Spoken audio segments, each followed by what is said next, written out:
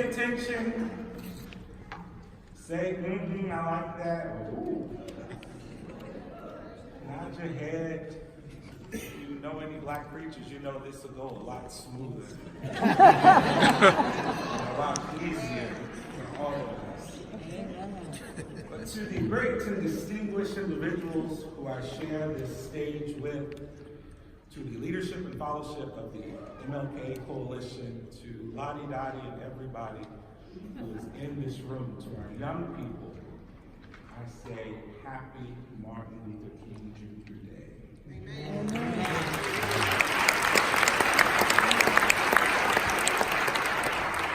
So really quickly before I get started, because of the weather, my family was not able to come here from Louisville.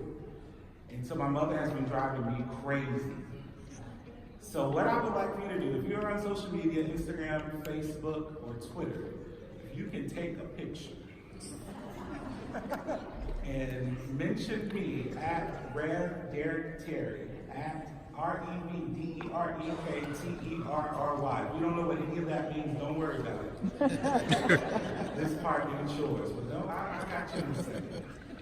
I want to send my mother all those pictures so that it was like she was in all those seats that she was here. And so if you would not mind, like I said, Facebook, Instagram, or Twitter. I am also either a young Generation Xer or an old millennial. right on the border. And so they have a word for us, and I forgot, Min Xer, I don't know, something real crazy, but in the spirit of being a old millennial, I'm just going to take a quick selfie with it.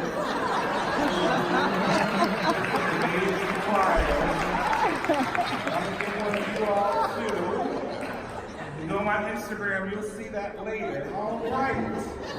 That was not part of the speech, so don't count that towards my time. All right. In the spirit of today's theme, 400 years of enslavement, it stops with us. I want to begin with a foundation, words that Maya Angelou used to take from Paul Laurence Dunbar and a couple of her own poems and mashed together for this piece. And I want to start with this as the foundation of our work this afternoon. Started with Paul Laurence Dunbar's poem, We Wear the Mask, and went into her own pieces. We wear the mask that grins and lies. It shades our cheeks and hides our eyes. This debt we pay to human guile with torn and bleeding hearts. We smile and mouth myriad subtleties. Why should the world be overwise in counting all our tears and sighs? Nay, let them only see us while we wear the mask. We smile, but oh my God, our tears to thee from tortured souls arise. We sing, if I could sing, I would sing right now. But oh, the clay is vile beneath our feet and long the mile. But let the world think otherwise. We wear the mask. When I think about myself, I nearly laugh myself to death. My life has been one great big joke. A dance that's walked, a song that spoke. I laugh so hard, I almost choke when I think about myself. 70 years in these folks' world, the child I works for calls me girl, and I say, ha ha ha, yes ma'am, for working's sake. I'm too poor to bend, too proud to break, and so I laugh, ha ha ha, until my stomach aches when I think about myself. My folks can make me split my side. I laugh so hard, ha ha, I nearly died.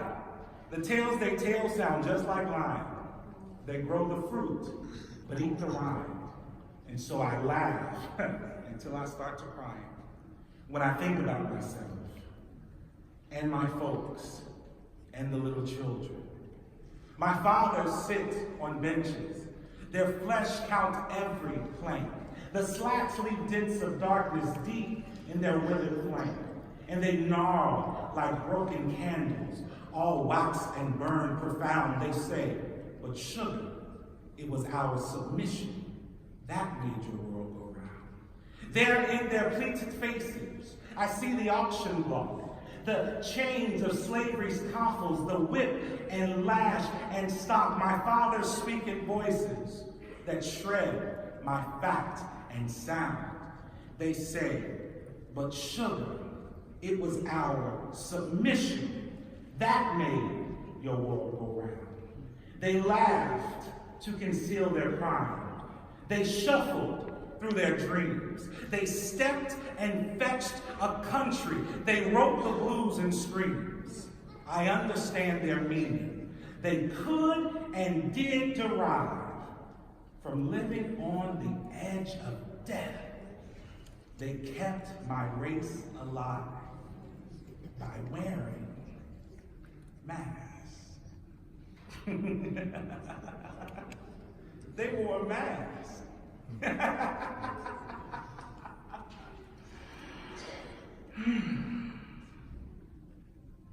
For generations, my ancestors kept our race alive by wearing masks. 400 years of slavery, of oppression, of disenfranchisement and marginalization, exploitation. They survived by wearing masks. 400 years of pain, degradation, pillage, theft. 400 years of methodically, systematically attacking the basic humanity and dignity of the descendants of African royalty. 400 years of slavery.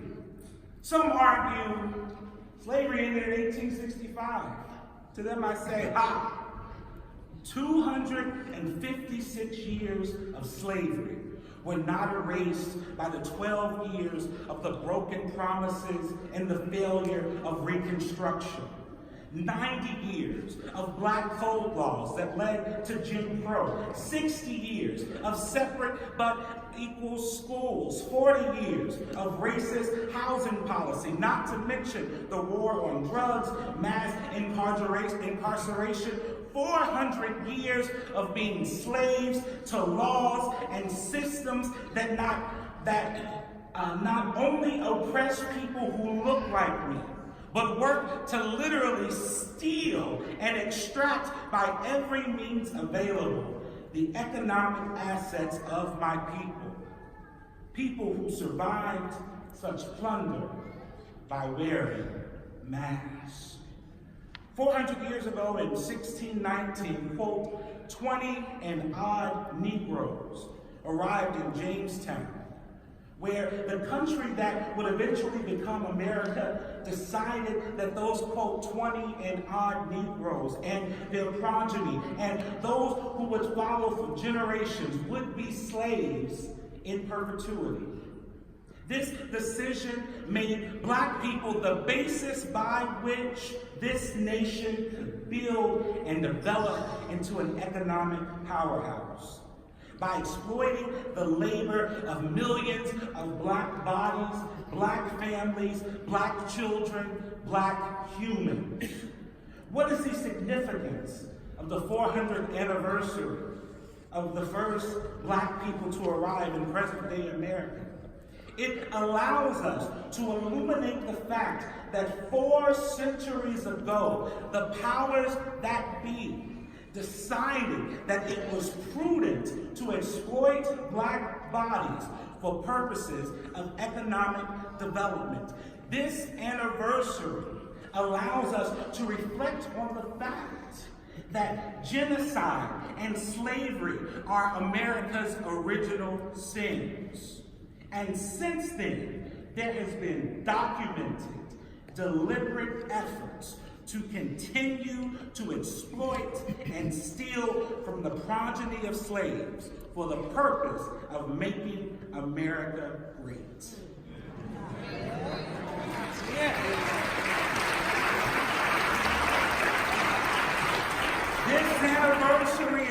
enables us to remind those who wish to make America great again that if this country was ever great at any time in history, it was great for the white men in social, economic, and political power who were great at devastating this country's oppressed people.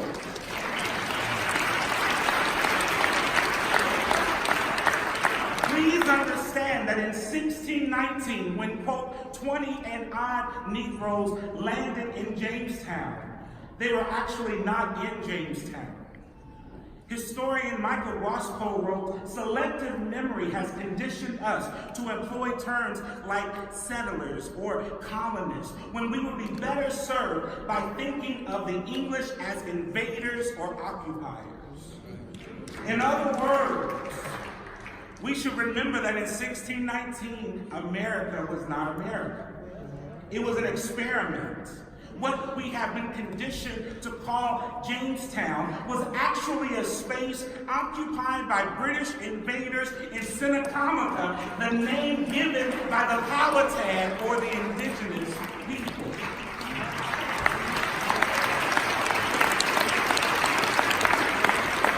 400 years ago, America was an experiment. We idealized and legitimize the white European position in America. But 400 years ago, they were the strangers. They were the undocumented. 400 years ago, America was not a certainty.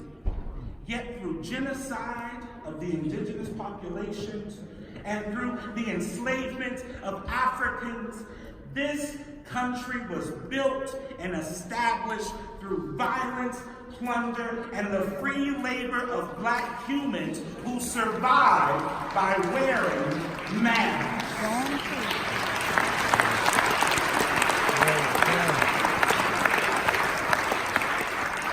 Those who wish to make America great again, we must remember that if it was ever great in the first place, it was not great because of manifest destiny.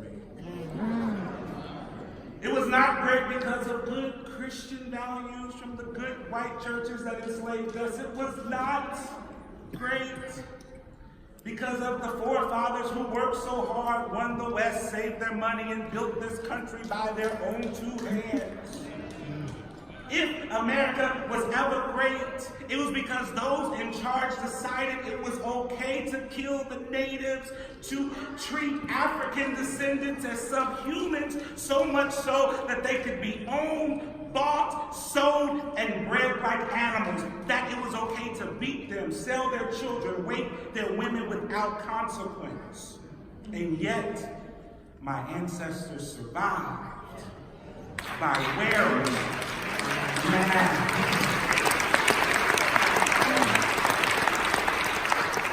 faking it, trying each and every day to look all right, even though we weren't all right.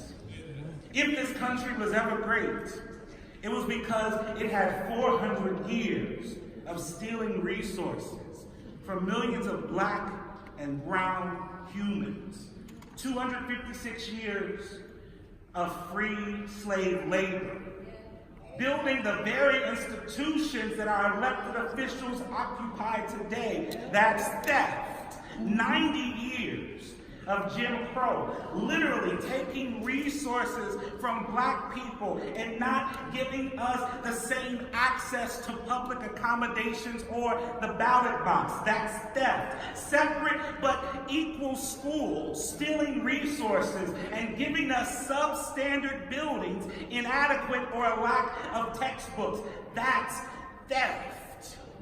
Housing discrimination, charging black people more for less, contract or lease-to-own deeds that charged us rent for years without giving us equity. Miss one payment, you're often evicted.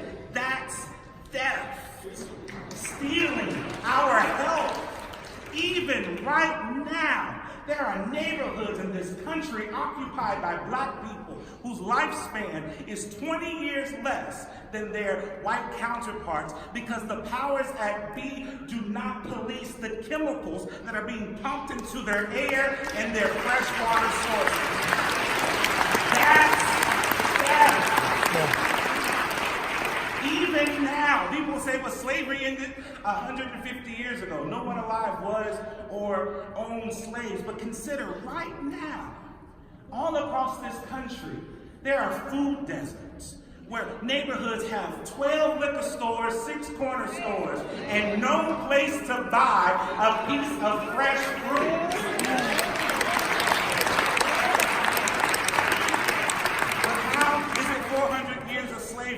I, as a black man, am 6 times more likely to be killed by the police than my white counterpart.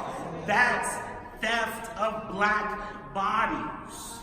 Little white Johnny and little black Johnny in the same classroom all across America.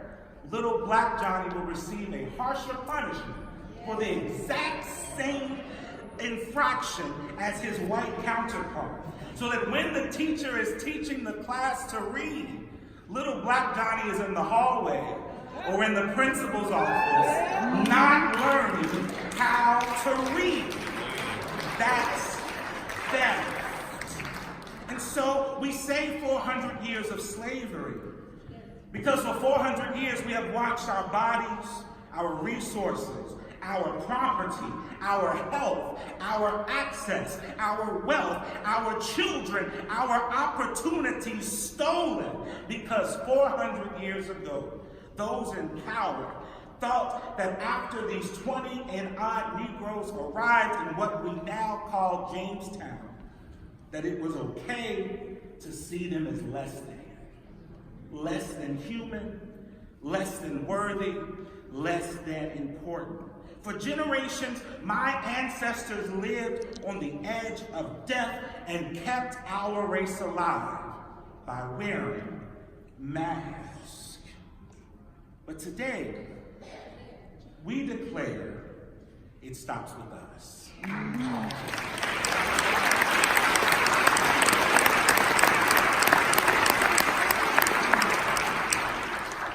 Today we declare, excuse my English, ain't no more shucking and jiving. Today we declare ain't no more step infection, ain't no more kowtowing, ain't no more scratching where we do not itch, and laughing where we are not tickled. Today we say it stops with us. It is a brand new day. The masks are off, and we demand to fall heir to the same promises that this country makes to everybody else.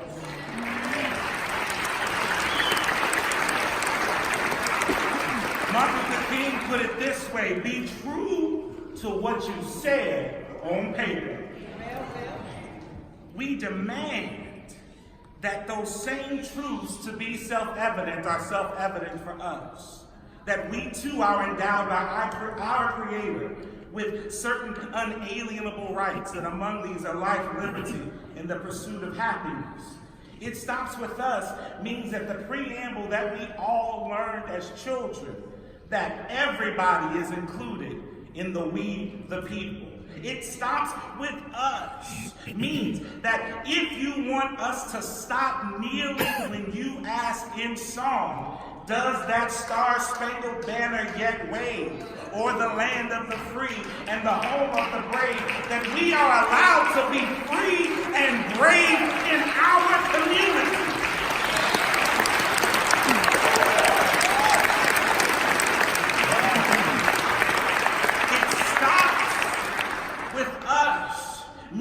That we demand our country live out the meaning of the pledge we learned as children, that there be liberty and justice for all. It stops with us. It's a declarative statement that includes not just black people, but everyone, all Americans. We have to stop treating race and social justice like it's a gift to black and brown people. We have to understand that the race problem in this country is not just a black or brown problem. It is an American problem.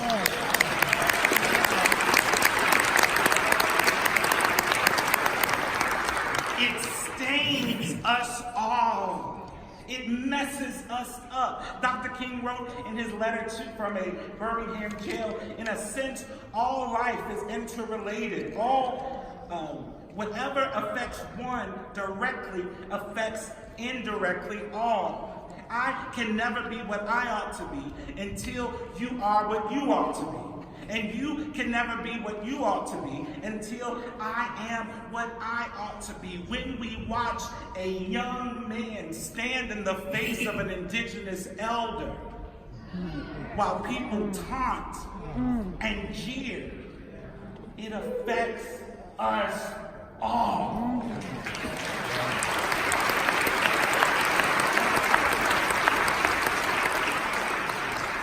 Superficially, we can understand that discrimination limits one group, and that's a problem because one day we may find ourselves in a group who is limited, right? We can understand that on a superficial level. But I challenge us to dig deeper and consider the moral dilemma of discrimination. You see, when you subjugate others simply because you have the power to do so, your own humanity is reduced. You can't poison somebody else without getting some on you in the process.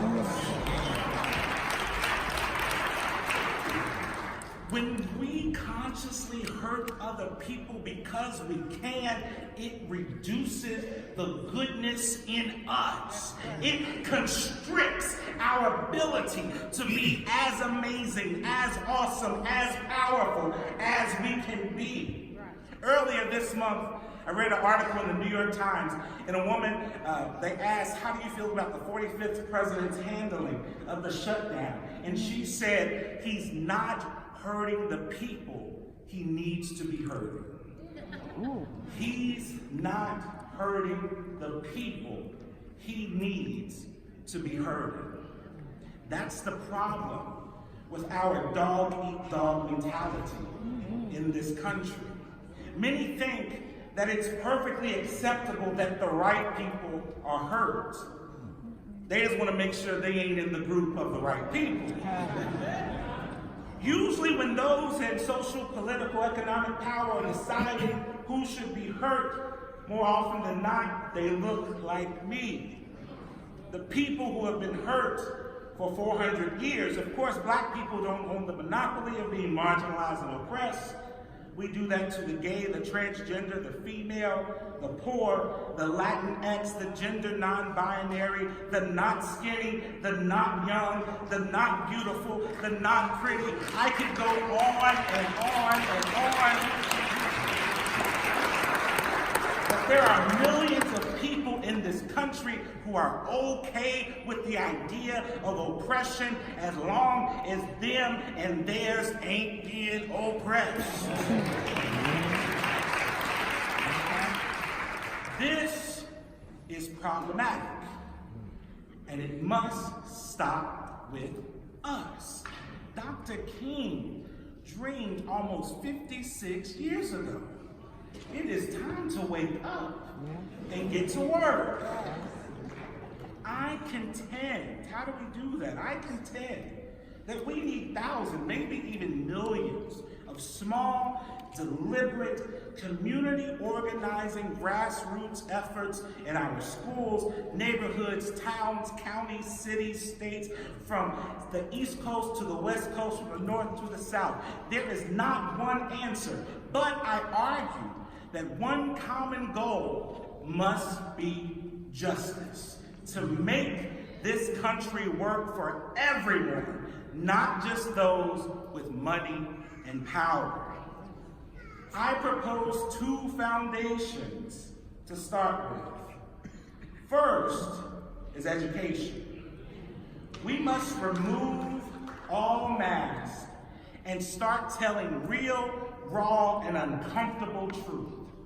Educating ourselves to the experiences of others beyond our own comfort zones, our homes, our neighborhoods, our friends, our political parties, our religious backgrounds. W.E.B. Du Bois once wrote, "Herein lies the tragedy of the age, that humans know so little of humans." We must learn the truth about experiences that are not our own. I am tired of white people on social media telling me how to be black, how to feel when some unarmed black person is killed by the police, how I should feel and not be angry or cry the real tears when I heard that George Zimmerman was not guilty, not to overreact when I argue that Tamir Rice did not deserve to be killed no matter how big or how tall. He was a 12-year-old boy, and it pisses me off.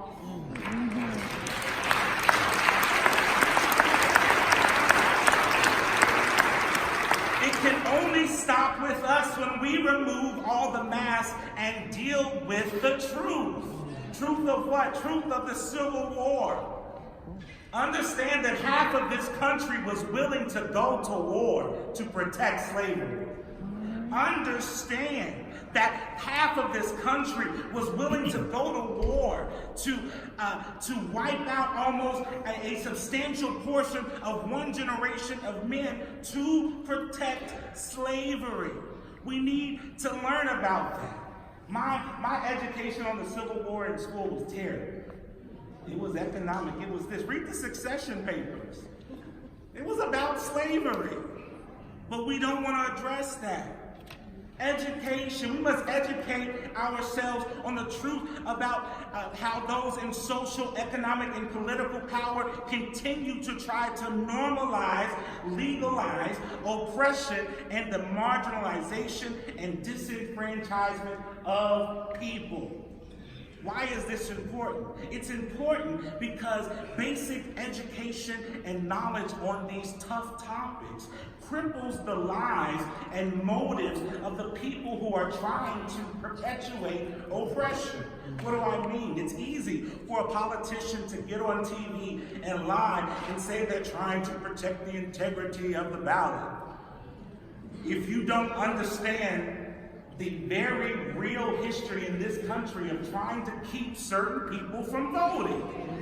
It's very easy to think that building a wall on our southern border or separating children from their parents is not racist if you don't understand the racist history our country has with this immigration and naturalization process. It's really easy to sit in not knowing and be told what to think, what to do by somebody else. It stops with us means doing the hard and uncomfortable work of learning from our past and understanding how we can make sure it doesn't happen again. As a student at Crozer Theological Seminary, a young Martin Luther King wrote that the function of education is to teach one to think intensively and to think critically. Intelligence plus character is the goal of education. We must supplement our education. We must tell the truth. We must challenge our minds to realize that what we learned in school may have been patriotic propaganda.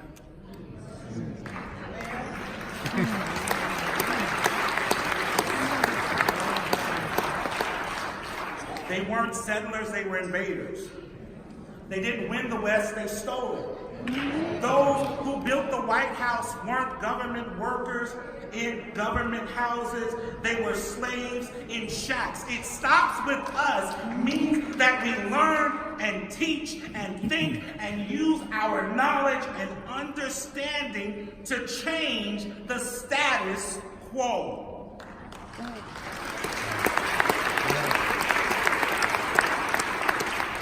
Furthermore, if it stops with us, one, we need education, two, we need action.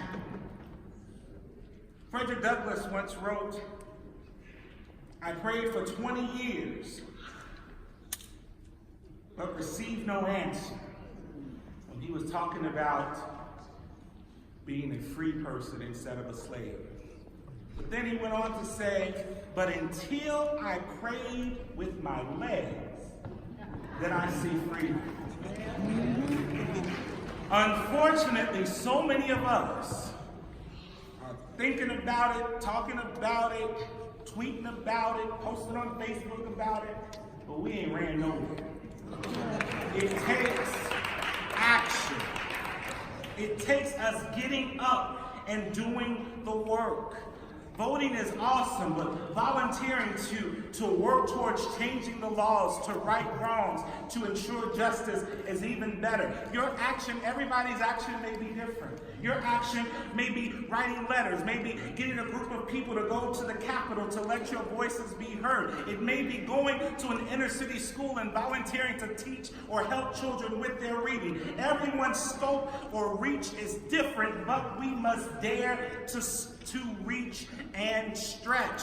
We must stop wearing masks. Everyone.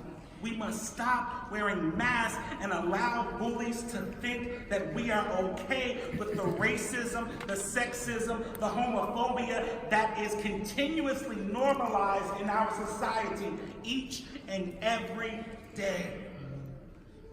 Quote Ella Baker, "We who believe in freedom cannot rest until it comes.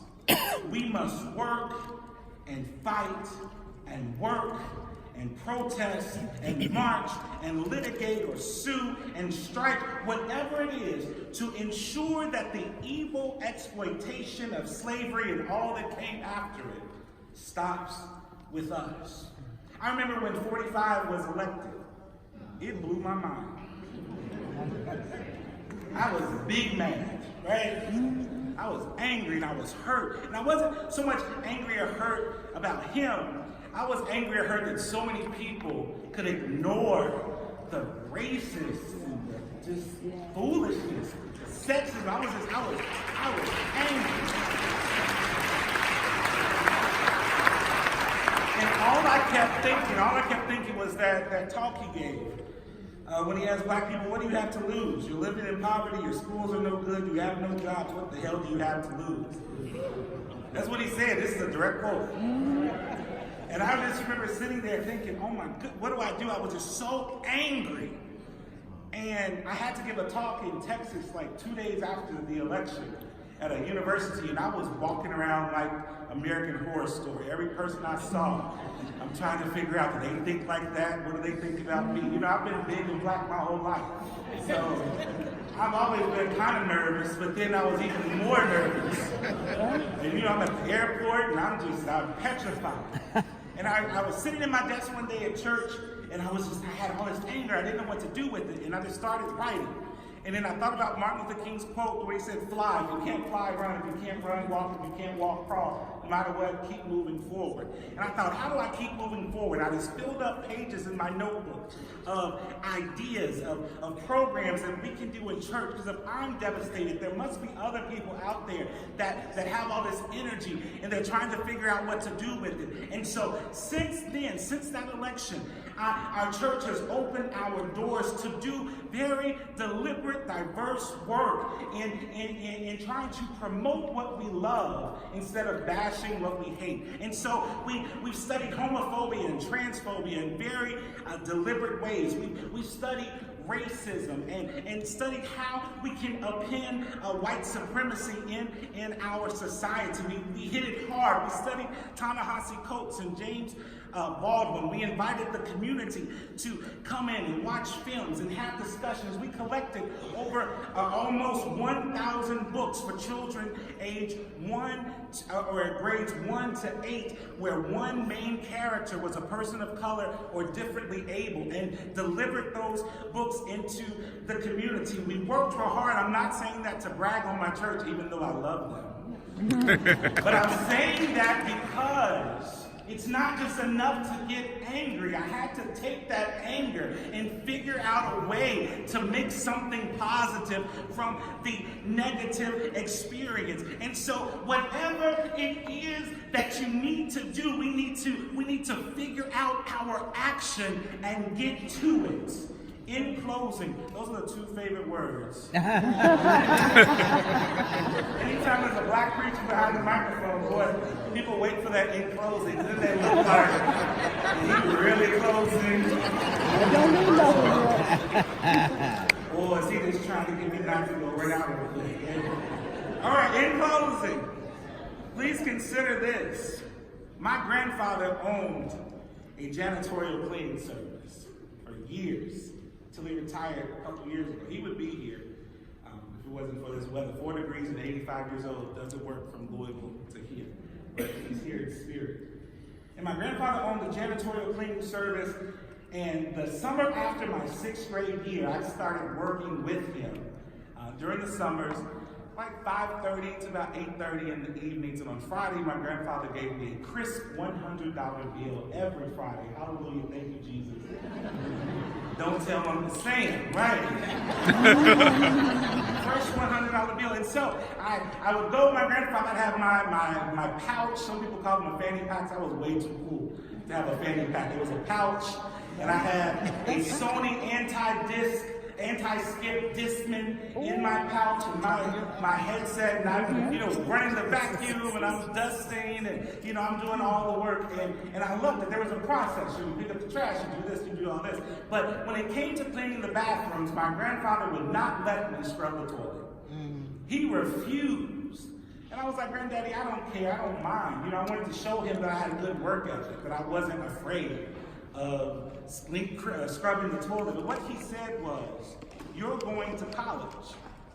I do this so that my grandson doesn't have to. And that was the sacrifice. I was proud now when I heard the rest of the story. Fast forward, I'm pastoring my first church, Shelton Chapel, African Methodist Episcopal Church in Viola, Kentucky. I mean country, y'all. When you burn trash, when you go to the post office to pick up your mail, because even the mailman won't come there, right?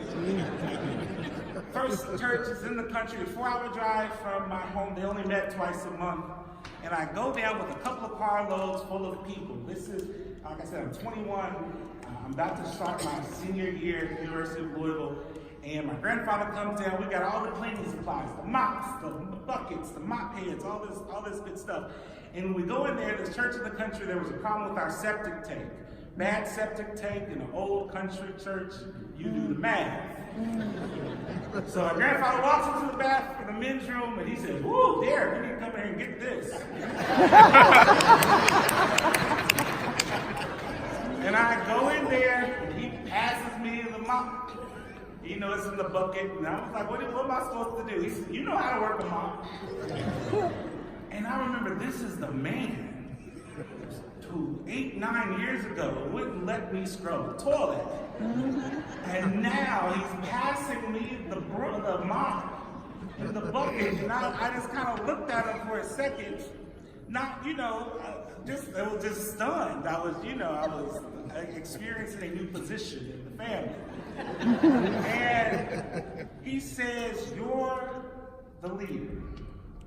This is your church. This was your idea. You're the pastor. You younger than I am. Pass me the mop. So I take it, clean up, sanitize, do all the good work. And I've said all that to say that my grandfather had done his part.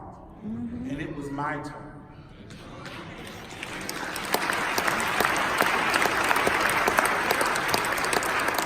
For 400 years, those before me kept our race alive, wearing masks.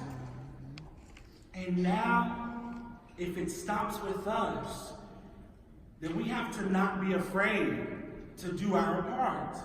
You do our future a disservice if you never give your children or your grandchildren the opportunity to clean up messes.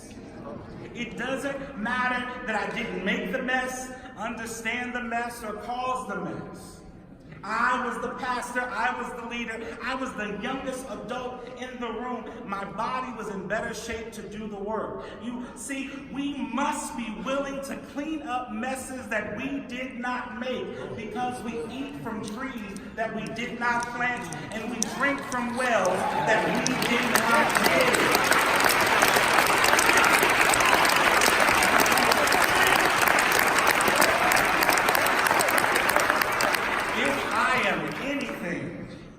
I am who I am and where I am because my grandfather sacrificed, my parents sacrificed, so that I could do more and go further than they ever thought they could. And now is the time to thank my ancestors with my actions. Every round must go higher and higher. 400 years of mass, 400 years of slavery. But today, we say no more, never again. Ain't gonna let nobody turn me around. It stops with us. Amen.